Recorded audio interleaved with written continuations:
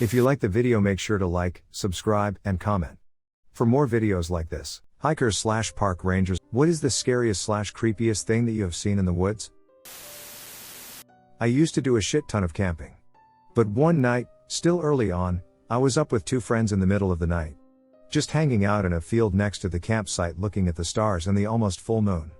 It was so bright outside it was almost like day. When suddenly I noticed a faint whisper. I thought it was someone from camp. But no, it came from the other direction. We all shut up and listened to the faintest of all hey. To which we follow. Cross the field away from the camp. The whisper grew louder but only ever so slightly. Until we came across a road. Across the road was a fenced-in area, but it was a pretty shitty fence. Easily crossed. On the other side of the fences was a small woods.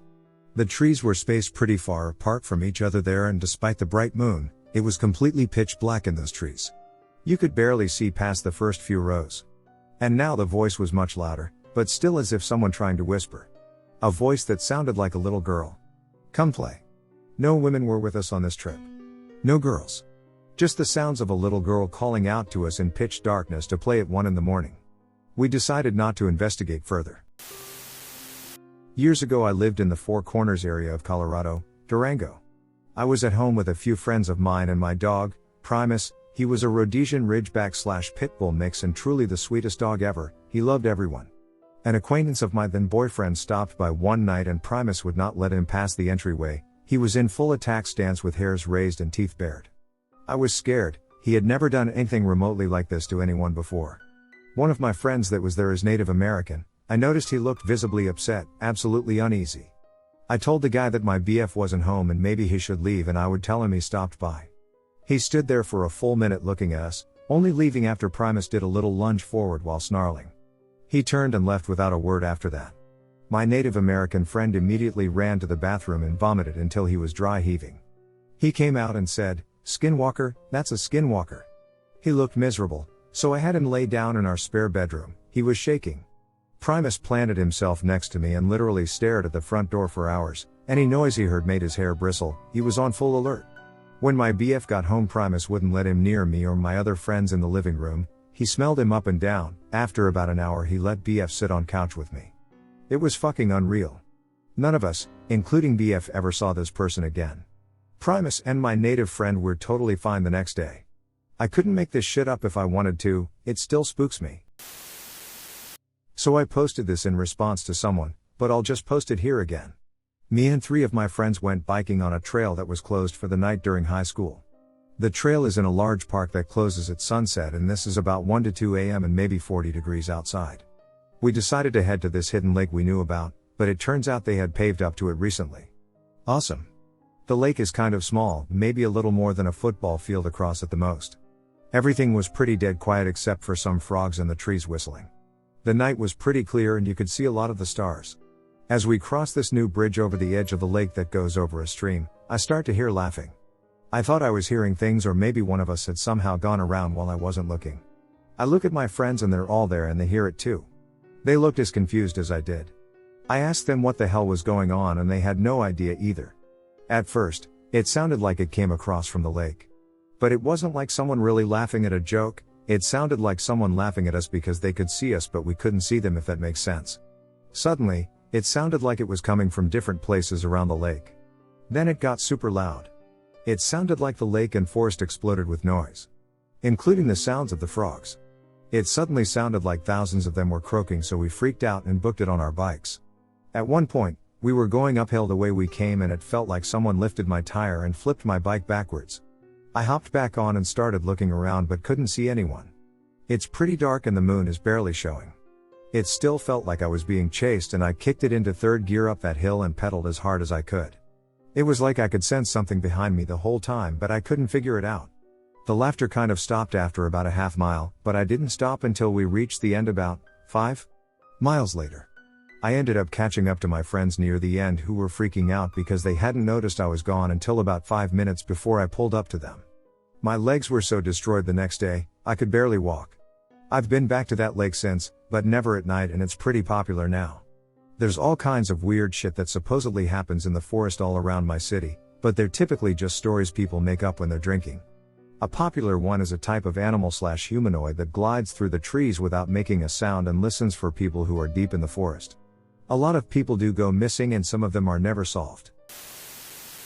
I was hiking in a national forest with my wife and my dog. The first couple miles of trail led to a waterfall and swimming hole, so it was fairly well populated with people. We decided to hike past the waterfall, which involved a bit of a climb, enough at least to keep most people from going past the waterfall. We hiked another mile or two without seeing a single person. This whole time my dog was having a great time, happy to be in the woods and happy to walk 30 miles if we let her. Suddenly, in a particularly dense part of the trail, she stopped suddenly and stared straight ahead. She absolutely would not move another inch forward. We stopped and listened but couldn't hear or see anything unusual. The dog, though, started whining and trying to pull us on the leash back up the trail towards the swimming hole. I had never before or since seen my dog act this way, but I believe she was legitimately afraid of whatever was ahead of us. Maybe there was a bear on the trail, or a coyote, or maybe a serial killer was hiding in the woods. I'll never know, because we listened to our dog and decided to GTFO as fast as we could. Who knows, maybe we avoided some gruesome death deep in the woods. I was working as a camp worker when it happened to me. Other than me, there was a Navajo my age also working. Our job was to look after the horses and campers, make food, keep the site clean for the next set of campers, etc. The company we worked for had a set of emergency rifle sets up in the trailer we used, along with 2 guard dogs. One night after a long trail ride we had gotten back to camp only to discover there was a single coyote patrolling it. We watched it from a distance before it saw us and scurried off. I don't know why, my Navajo friend and I had this really bad feeling after seeing it. The other workers didn't seem bothered, but they weren't the ones who had to live in the site 24/7. Maybe it was just nerves, but both of us had this feeling of being watched the entire evening. So eventually night comes and we all fall asleep. We wake to a banging on our door and someone wailing outside. We get up to investigate. Navajo friend goes and checks the blinds and sees it's the campers, so he lets them in. They come inside and they are terrified. They tell us that one of the girls had heard what sounded like her friend outside hurt, only to step on her as she was making her way out of the tent. That's when the wailing began, which woke all of them up. It had apparently gone on for 20 or so minutes before they had come to wake us up. So as they're telling us this, we hear it stop, only to start back up in a different spot much closer to the camping site. At this time, we notice that the dogs with us are bristling. So, both of us being not very brave, we take down the rifles and exit the trailer with the dogs and make our way to the middle of the camp. From here, you could tell the sound was coming from just beyond the edge of the camp, where the area was pitch black. We gather some of the wood sitting next to us and start the fire back up, and that's when it gets bad. I have never been more terrified in my life. As soon as the wood catches, from all around us the wailing starts up. The dogs just stand next to us and start growing really hard. I had absolutely no idea what was going on, so I chambered a round into my rifle, in which my friend follows suit. After that it goes dead quiet. I mean, dead, like nothing was being heard. I don't know if it was from how scared I was or what, but the next thing I know, I hear my name calling out from the dark to my left. I admit that at that moment, I pissed my pants. It was and still is the most terrifying moment of my life. I look at my friend and he has wide eyes and his face is pale. He's looking between me and where my name came from, just as terrified as I was, if not more. We both back up closer to the campfire before he takes one of the burning branches and hurls it towards the name-calling spot. We hear a hidden and see something scurry away, only to have the dogs start barking right then. If there was anything left in my bladder at that point, it had come out. I look at my friend until he points at something making its way slowly towards us. He points his rifle and fires at hitting whatever it was. After the initial shot, we kinda went crazy, firing at whatever made a sound in the brush. So, we stay outside of the trailer for the rest of the night until the other workers come up. They see us both tired, still clutching the rifles, and ask what happened. We go over everything and they go to investigate. After a little while, they come back with 2 coyote bodies. Apparently, what had happened was the current set of campers had brought a large amount of meat to grill with, but hadn't thought to properly seal the containers, attracting the coyote pack. You had some fantastical things going through my brain, ranging from skinwalkers to ghosts, so to see the actual creature causing it was actually more terrifying than anything else. Was in Big Bend National Park about 20 years ago prepping for a backpacking series presentation for REI. Big Bend is the western portion of Texas that dips downward along the bend of the Rio Grande that forms the border with Mexico, It's mixed high desert and smaller mountains, gorgeous place, great history. I was hiking the area near Santa Elena Canyon, probably a couple of hours before sunset, to try and get pics for the presentation. This area of the park opens into a comparatively flat section of the basin where the river broadens and the wildlife tends to be more diverse and obvious there, hence there I was. I was several hundred meters away from my van, which was parked in a designated lot at what passed for a trailhead at the time. As I approached the river basin near the mouth of the canyon, I saw something really unusual. So unusual in fact that it took a few seconds for my brain to sort the puzzle. Something was moving on the other side of the river, and it was big. Man-sized, but low to the ground. The color of a deer maybe? And shuffling along. It looked, for first impression, to be a medium-sized white-tailed doe lying on its side and moving like a snake, but that's not a thing that happens, so I moved a bit to improve my line of sight. It was a mountain lion. A big cat. A big cat. It was creeping along, low-slung, hunting something that was probably no more than a stone's toss from where I was standing. I'd never seen one before, and when the visual information finally parsed, I think my blood froze. Then it looked at me. I'll probably never forget that bit. You could see that little calorie calculator turn on in its eyes. I've never been so thankful for a river in my life. Granted, at this time, and maybe still, the river was very low due to drought and unauthorized/unlawful irrigation practices upstream, and you could likely cross at several points at this location with minimal risk, but it was still quite broad and definitely looked the part of a potent water barrier.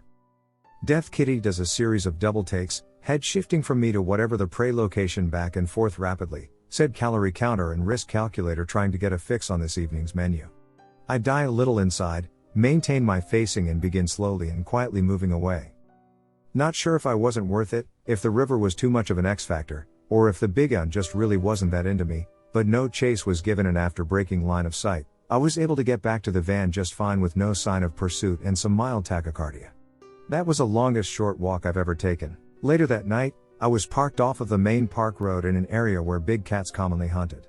I'll always remember being parked there, in the middle of nowhere, munching on slightly stale Oreos and a bottle of water, listening to the occasional growl or scream of a big cat peel out of the darkness, and being thankful for my relatively fortunate position on the food chain.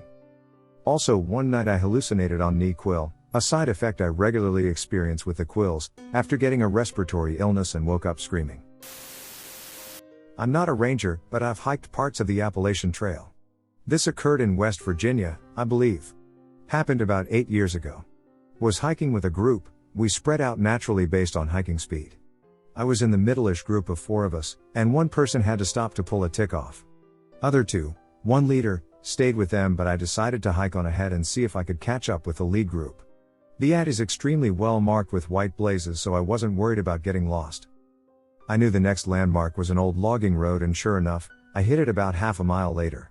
I decided I should wait for the rest of the group to catch up, so while waiting I hiked a bit down the old overgrown road, which ran perpendicular to the trail. There was a low stone wall along one side, and I was strolling along it, checking for anything interesting, like artifacts and stuff, when it was like I crossed an invisible line. All of a sudden, it was like sound cut off. No birds or insects called, when seconds ago there had been multiple birds singing. Even leaves on the trees around me stopped rustling. It was just this sudden, unnatural, deafening silence. For whatever reason, I took a few more hesitant steps forward until I hit this invisible wall. It was like suddenly I was barraged by this feeling. I could only describe it as intense unwelcome. As if I had entered the house of someone I knew hated me, but multiplied by about 100. All the hairs on my body stood straight up. I stopped dead in my tracks. The feeling was so strong that I didn't even want to turn my back. I couldn't see anything down the road, threatening or otherwise, that would give me this feeling, but I knew I had to leave immediately. I just knew I was not meant to be there, and if I stayed something bad would happen. So I walked backwards slowly, never turning away from the road and trying really hard not to even blink. Finally I crossed that invisible line again, and I could hear the birds singing and the leaves rustling. I didn't turn around until I heard the leader I'd left earlier asking me if there was anything cool down the road. I was like, nope, let's keep going. Looking back, I figure it was a bear or cougar just out of sight that my instincts managed to pick up on, but at the time, damn, it just felt creepy and almost paranormal. I was headed out to a shooting spot with 2 of my brothers, an old quarry we had been to several times that is located several miles up a logging road in a national forest. Every time we had been there before, It had been totally empty. Nothing other than a little scattered trash and old shell casings to indicate human presence. But not this time. As we round the corner into the quarry, we see that a dozen or so ratty, rusted RVs and a couple of large tents have been set up in a circle. At the far end of the quarry, a portable stage had been set up beneath the tallest rock face, forming the top of the circle. On the stage was a large piece of charred wood that may have been a cross, though it was burned down pretty far and hard to tell. At this point, myself and my two brothers each have a handgun on our hips, and there is quite the arsenal in the back of our SUV. None of that mattered or gave us an iota of comfort. I whipped the car around as quick as I could to begin noping the fuck right out of there. Before I could finish turning, a small child walked up to the car from one of the tents. Against my better judgment, I cracked the window. "My dad says nobody should be here," the kid says. "We're just leaving," I managed to respond. The second I closed my mouth, a gravelly, slurred voice roared from the same tent the kid came from. "I told you not to talk to the fucking cops." I drove quicker than was advisable all the way back to the highway, and needless to say we haven't visited that particular spot since then. I got one from my cousin, Steve, that I'd like to share. Keep in mind that I might be missing a few details and Steve could just be bullshitting me, but he seemed awfully serious when he told me. Steve is an outdoorsy person, likes to camp and hike and stuff. He never gave me specifics on where he was with this story, so could be anywhere in a forested area in the wilderness. He said it was late September, early October, something like that, and this was in 2004 I think. Steve said he set up a little campsite in a small clearing no bigger than like a large living room. The first night everything went fine, no troubles at all. But that afternoon, quite a while after he'd woken back up, he felt oddly drawn to somewhere off in the distance in the forest. He said he was like on autopilot and wasn't fully aware of what he was doing. Steve said he wasn't too far away from the campsite into the trees when he noticed what looked like a toppled over grave. That's how he described it, at least, a rectangular slab of stone. But he said it was weirdly out of place and definitely didn't belong there. He said it looked polished, sorta glossy and reflective. There was no writing or scrawling on it, it was smooth and plain. But despite it sitting on a pile of dead leaves, there was no forest debris on it. No twigs, fallen leaves or even moss on it at all. This was very unusual, especially considering to his knowledge there was nobody around for miles, but it looked like it had been placed there very recently. At that moment, Steve said that he felt as though he had been picked up and dropped randomly somewhere on Earth and had zero clue as to where he was. He said even though he could clearly make out the red canvas or nylon or whatever of his tent maybe 25 feet or so behind him, he said he was just utterly confused and totally unfamiliar with his surroundings. Then he said that two things happened very quickly. First, he felt an ice-cold wave of air hit him. Like a cold wind on a frigid winter day despite it being relatively warm for early autumn, and then there was no wind present, the branches on the trees hadn't moved and the leaves on the ground didn't budge at all. Second, he heard what sounded like a loud, deafening clap, like someone clapped their hands just once, really hard, and it echoed across the valley. Next thing he knew, the sun is already dipping below the horizon and it's pretty dark in the woods. Only a split second earlier it had been about 3:30 in the afternoon, now it was closer to 8 o'clock at night in the blink of an eye. Steve said he did not see the stone on the ground anywhere and he booked it back to his tent, scared out of his mind. According to him, it wouldn't be a good idea to pack everything up right at dusk and try to make his way back to civilization during the night, so he'd have to wait until morning to do so. Now I'd love to say that this was some creepy alien story like he saw UFOs flying overhead or there was like a skinwalker or Wendigo or something, because those are creepy, but that was about it. Except for one other thing. He said he barely slept that entire night, all the while he heard a seriously creepy sound not far from the tent. Steve said it sounded like someone snoring, and it might have simply just been a sleeping animal like a bear or mountain lion. Not too sure if they snore, but I'm guessing they do. Anyway, he said he waited a little bit after dawn broke until it was fully light out. He packed up his shit and got out of there, with the feeling he was being watched the entire time until he left the woods. I live in a valley on the edge of the city, and the hills around me were used as commercial plantations for growing pine trees. I wasn't very far from my home, but the trees and undergrowth were thick enough that I couldn't see the rest of the valley. So it had this eerie feeling to it. I quite liked the quiet and listening to the sound of the wind through the pines. Most of them were destroyed in a storm in Easter 2013. Quite surreal watching 60 feet pine trees being snapped in half a dozen or so at a time. I would do a circuit through them that would take me about an hour and a half to 2 hours to complete, although at a pinch I could do it in an hour. The scariest thing I experienced would have been when a dairy cow came crashing through the underbrush in front of me. A cow might not sound like the worst thing that could happen, but I heard they can be pretty aggressive and I wouldn't want to be on the receiving end of one if it charged. The creepiest things I experienced came before and after the storm. On more than one occasion I had this feeling that I was being watched in the forest. I would stop and listen for a few minutes, and see nor hear anything. It would disappear after a short while. Another occasion I found a dead pig next to a dirt road on the edge of the forest. Curled up like a dog or cat. After the storm there were few patches of thick undergrowth that remained, although while walking through one of them my dog kept staring up the hill beside me and would whimper.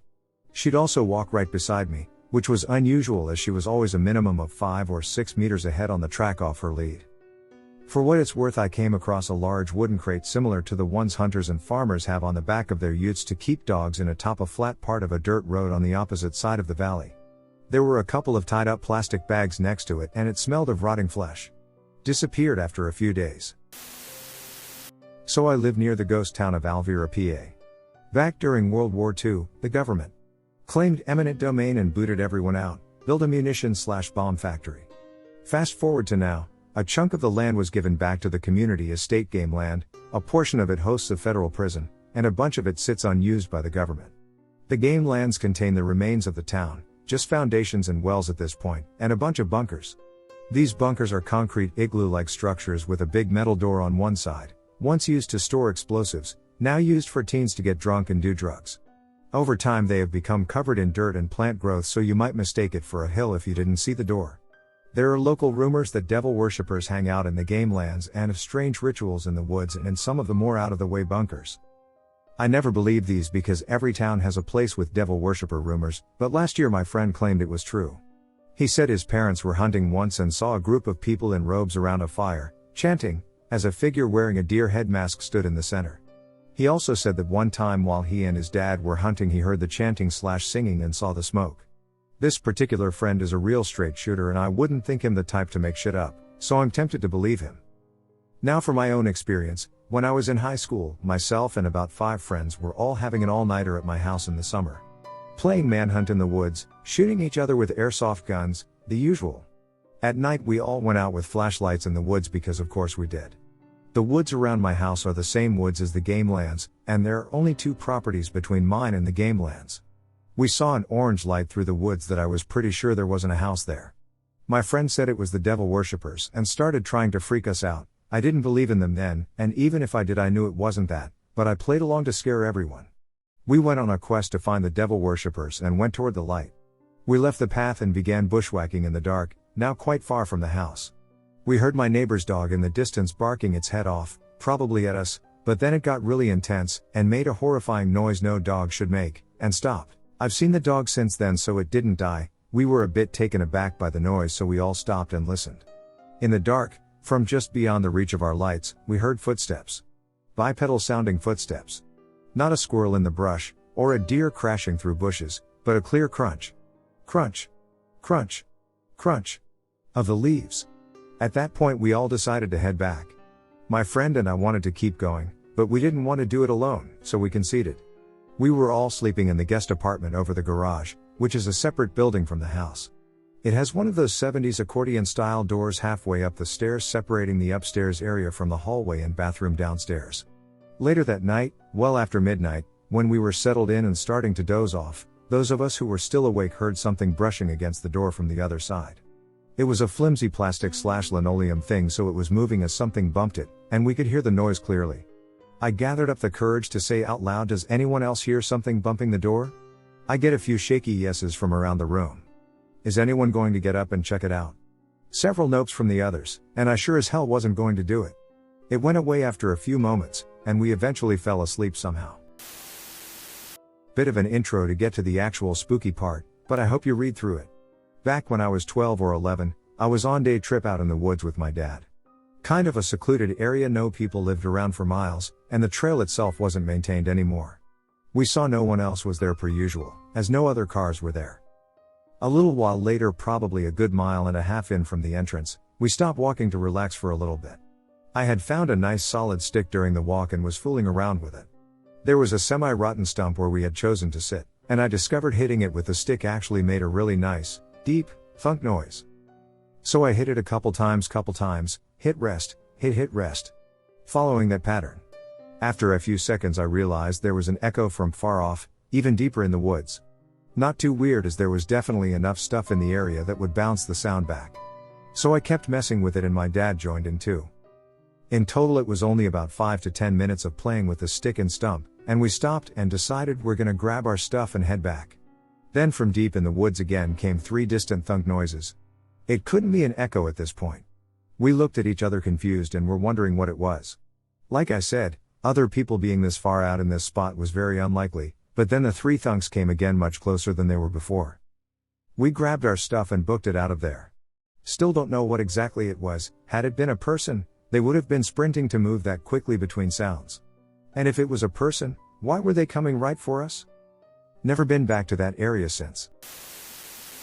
I suspect many people will not believe this, but we used to have this tradition that my dad, brothers, uncle, and cousins would go camping over spring break in Bankhead National Forest in Al. This is a really neat spot where a natural spring run into a waterfall that we always called the Sippin' Spot. To get there you have to carefully climb a muddy sandstone wall to the top of the waterfall. It is very beautiful, but not a whole lot of people know about it or can make the climb. One year we went up there and found an entire abandoned campsite that had obviously been there undisturbed for some time. It's almost like sometime happened and the guy just left everything and walked out, but without his shoes, a radio, and all his clothes and food. We speculated that maybe a storm drove him out or maybe he had fallen to his death somewhere nearby. We never found anything. The strangest part was that we also found spikes set up randomly around the campsite and what I can only describe as a torture altar covered in barbed wire. It was just very strange. We had the rangers check it out, and they cleaned up the site, but never determined what happened. They assumed it was just a bunch of kids messing around, but I'm not sure. Still a very strange moment. I was 14 years old when this happened, so I'm in a Boy Scout troop from a small town, and every year we connect with a neighboring town and plan a big camping trip to a place called Panther Den. This was my first year going, and it's basically a 4-hour drive south, and we park in a lot and hike Friday night down about 1.5 miles in the dark with our backpacks full of gear for the weekend.